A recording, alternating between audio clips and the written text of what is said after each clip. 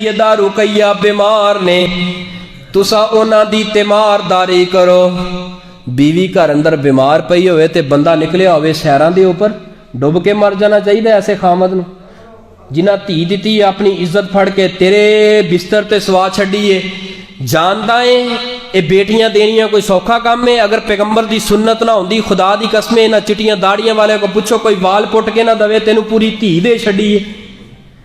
उस धी नूं अज दुख आया, उन्होंने तकलीफ आई है तो आ फोन करना है अपने सहुरिਆਂ नूं आके लै जाओ, इन्हें तो दुख साढ़े वास्ते ही रखे है। की ख्याल है नहीं जानता रब दियां तेरे ते ज़वैशां नहीं आ सकदियां। जे तेरे ते दुख आ जाए तू किन्हां दे कोल जाएगा।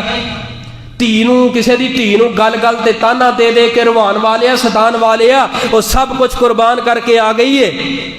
इस बाप दे दिल दे कोलों पुछ जो रुखसती का वक्त आउंदा है, जितना पत्थर दिल बाप होए खुदा दी कसमे उस गड्डी दे अंदर बिठा लगता है। जितना भी सख्त दिल होए बाप दी अखां डुल आउंदियां ने। वो कई कई दिन तक बंदे नूं अपना लगता ही नहीं कि जवाई दमाद, कई कई दिन तक ज़हन ही नहीं तस्लीम करता, कई कई दिन तक दिल नहीं तस्लीम करता, ज़हन नहीं मानता मैं की कीता है। ये पैगंबर दी सुन्नत है, सुन्नत ना होंदी तेन कोई वाल पुट के ना देंदा। जिन्हें पूरी धी दे छड़ी है 20 साल पढ़ा लिखा के, अज गल्लां करना इनू पकाउणी नहीं आउंदी, इनू संभालना नहीं आउंदा कुछ। अच्छा उत्ते इनू पकाउणी नहीं आउंदी, माँ प्यो ने नहीं सिखाया, तू ते सिखा लै, तेरे कोल आ गई है, तेरे हवाले कर दी है।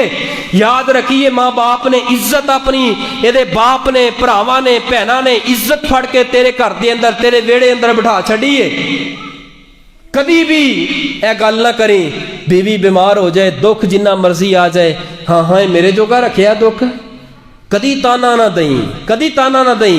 खुदा दी कसमें किन्ने बाप वेखे ने, किन्ने वाले दैन इस टाइम नहीं वेखे ने आ साडे मुआशरे दे अंदर। जिन्नी देर तक धी सही है, सुखी है, ठीक है, सेहतमंद है, बीमार हो जाती है तो चुके आप घर लैके आउंदे ने।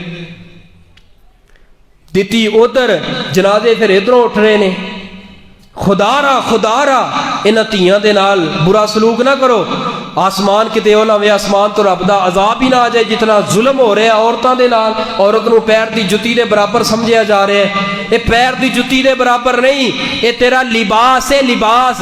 ए कपड़े उतर जान ते मैं बिल्कुल बेइज्जत हो जावांगा। ए बीवी तेरा लिबास है, ये चाहे तो तेनू एक मिनट के अंदर इतना बेइज्जत करे तू जिंदगी भर जीन जोगा ना रहे। खुदा दी कसम इस औरत का हौसला है, इस औरत का सबर है, सब कुछ ढिड अंदर पा के बैठी है। इस बीवी का लिबास खामद है, और बीवियां नूं भी चाहिए खामद की इज्जत करन, एहतराम करन। ये तेरे सिर का ताज है, इस तो बगैर तू पाई दी नहीं। ये तेरी इज्जत है, मुकाम है, शोहरत है, सब कुछ है। फरमाया उस्मान